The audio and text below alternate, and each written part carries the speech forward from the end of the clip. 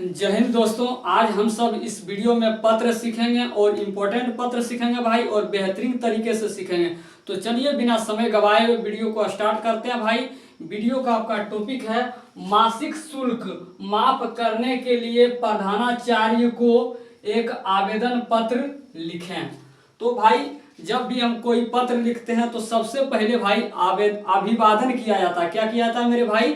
अभिवादन किया जाता है। और ये आपका आधिकारिक पत्र है। तो आधिकारिक पत्र में भाई अभिवादन करते हैं आपका सेवा में से। किससे करते हैं मेरे भाई? तो सेवा में से। तो सबसे पहली बात यहाँ लिखेंगे भाई। सबसे पहली बात यहाँ हो जाएगा सेवा में श्रीमान। और जिसके बाद भाई पद का नाम लिखेंगे। जिसके बाद किसका नाम लिखेंगे? तो भाई तो पद का नाम। तो यहाँ हम प्रधानाचार्य के पास लिख रहे हैं, यानी स्कूल में लिख रहे हैं। तो स्कूल में उच्च पद क्या होगा? उच्च पद पर लिखा जाता है जहाँ भी लिखिएगा। तो स्कूल में भाई आपका उच्च पद होता है प्रधानाचार्य। तो यहाँ आपका पद का नाम क्या हो जाएगा? हम स्कूल में लिख रहे हैं तो प्रधानाचार्य। तो सेवा में श्रीमान प्रधानाचार्य। जिसके बाद भाई ये प्रधानाचार्य, ये जिस पद पर हैं ये प्रधानाचार्य प्रधानाध्यापक हैं। ये जिस पद पर ये प्रधानाचार्य हैं, ये जिस पद पर हैं भाई, ये पद कहाँ के हैं, यानी इनका इसके बाद इनका एड्रेस लिखेंगे, इनका पता लिखेंगे, ये कहाँ के प्रधानाध्यापक है। इनका पद क्या है? तो प्रधानाचार्य हैं ये। और ये जिस पद पर हैं वो कहाँ पर हैं, इस पद पर ये कहाँ है, इनका पद का आपका एड्रेस क्या है, पता क्या है। तो ये प्रधानाचार्य हम अपने हाई स्कूल में लिख रहे हैं। हाई स्कूल पर अपने हाई स्कूल में लिख रहे हैं तो +2 हाई स्कूल। और आपका एड्रेस पता लिखने के बाद तुरंत उसके साथ यानी आपका स्थान का नाम भी लिखेंगे। तो स्थान का नाम क्या हो जाएगा? जिन्हारा। सेवा में श्रीमान प्रधानाचार्य +2 हाई स्कूल जिन्हारा। हमने क्या बोले भाई? जब भी कोई पत्र लिखा जाता है तो सबसे पहले अभिवादन किया जाता है। और अभिवादन किया जाता है सेवा में श्रीमान से। और हम लिख रहे हैं स्कूल में ये पत्र, ये लेटर को। तो आपका स्कूल में सबसे उच्च पद होता है प्रधानाचार्य का। तो आपका सेवा में श्रीमान प्रधानाचार्य, पद क्या हो जाएगा मेरे भाई? प्रधानाचार्य। आपका प्रधानाचार्य हो जाएगा पद यहाँ। और ये प्रधानाचार्य जिस पद पर हैं, इनका यानी कहाँ पर है, इनका एड्रेस क्या है? तो इनका एड्रेस आपका, इनका किस स्कूल में है ये प्रधानाचार्य? तो आपका +2 हाई स्कूल। और इनका मतलब ये +2 हाई स्कूल जो है, ये स्थान इनका कहाँ है, जगह कहाँ है? तो ये आपका स्थान है इनका, ये स्थान है आपका जिन्हारा। जिन्हारा में तो +2 हाई स्कूल जिन्हारा लिख देंगे। अब आगे भाई विषय क्या है? तो हमारा विषय है भाई मासिक शुल्क माफ करने हेतु आवेदन। हम मासिक शुल्क के लिए हम क्या कर रहे हैं भाई? आवेदन कर रहे हैं। तो इसलिए मेरा विषय क्या हो जाएगा? मासिक शुल्क माफ करने हेतु आवेदन। अब आगे जो बात हम करेंगे भाई नर्म भाव से, किसी से जबरदस्ती नहीं करवाएंगे, क्योंकि मासिक शुल्क माफ कर रहे हैं, करवाने चाह रहे हैं, है ना।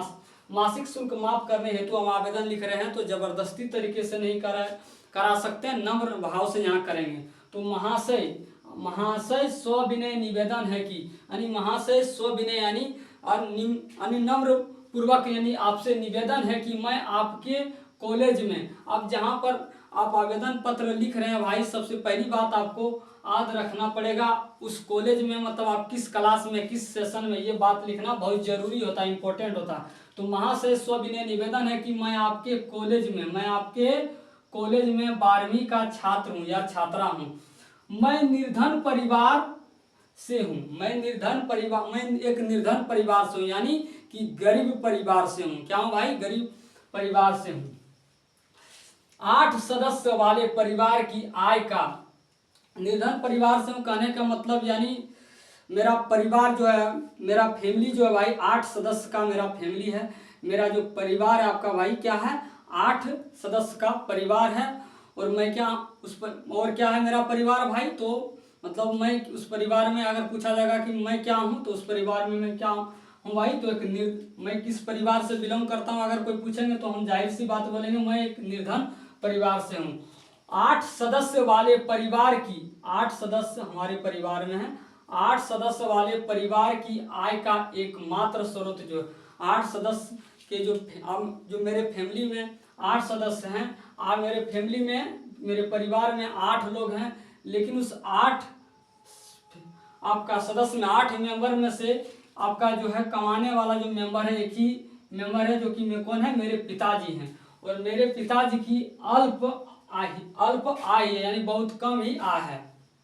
क्या बोले भाई, 8 सदस्य वाले परिवार की आय का एकमात्र स्रोत जो है मेरे पिताजी की अल्प आय यानी बहुत ही कम आय है, जो कि अल्प आय है। परिवार का भरण पोषण, परिवार का भरण पोषण, भरण पोषण यानी कहने का मतलब कपड़ा खाना पीना, यानी आपका ये भरण पोषण यानी क्या होता है, यानी तन पर कपड़ा वो जब क्या होता है मेरे भाई, भोजन बढ़िया अच्छे से नहीं जुट पाता, तन पर कपड़ा नहीं जुट पाता है, तो परिवार का भरण पोषण भी क्या होता है, सुचारू रूप से यानी अच्छे तरीके से क्या होता है, नहीं हो पाता। ऐसी स्थिति में, ऐसी कंडीशन में, ऐसी हालात में मेरी पढ़ाई का जो खर्च है एक क्या है भाई, अतिरिक्त भार हो गया है। यानी ऐसी स्थिति मेरा, जब हम खाना नहीं जुटा पा रहे, मेरे तन पर कपड़ा नहीं जुट रहा है भाई, है ना, तो जाहिर से मेरे बारे कौन सोचेंगे। तो ऐसी स्थिति में जो मेरी पढ़ाई का जो खर्च है ना, ये खर्च जो है क्या हो रहा है भाई, एक अतिरिक्त भार हो गया, एक अतिरिक्त भार हो जा रहा है। मैं आपसे प्रार्थना करता हूँ, इसलिए मैं आपसे प्रार्थना करता हूँ, है ना, आपसे प्रार्थना करता हूँ कि आप मेरे मासिक शुल्क माफ करने की कृपा करें, जिससे मैं अपनी आगे की पढ़ाई क्या करें भाई, तो जारी रख सकें। और अंत में लिख देंगे आपका आज्ञाकारी शिष्य, अपना नाम यहाँ क्या करेंगे भाई, डॉट डॉट के आपका दर्शा देंगे, और आपका दाएं साइड आपका ऊपर में क्या करेंगे भाई, दिनांक देंगे। तो आप सभी को समझ आएगा। मिलते हैं नेक्स्ट वीडियो में, तब तक के लिए सभी भाई को जय हिंद। वीडियो अगर अच्छा लगे भाई और तो आप इस वीडियो को ज़्यादा से ज़्यादा शेयर कीजिएगा और लाइक दीजिएगा। चलिए।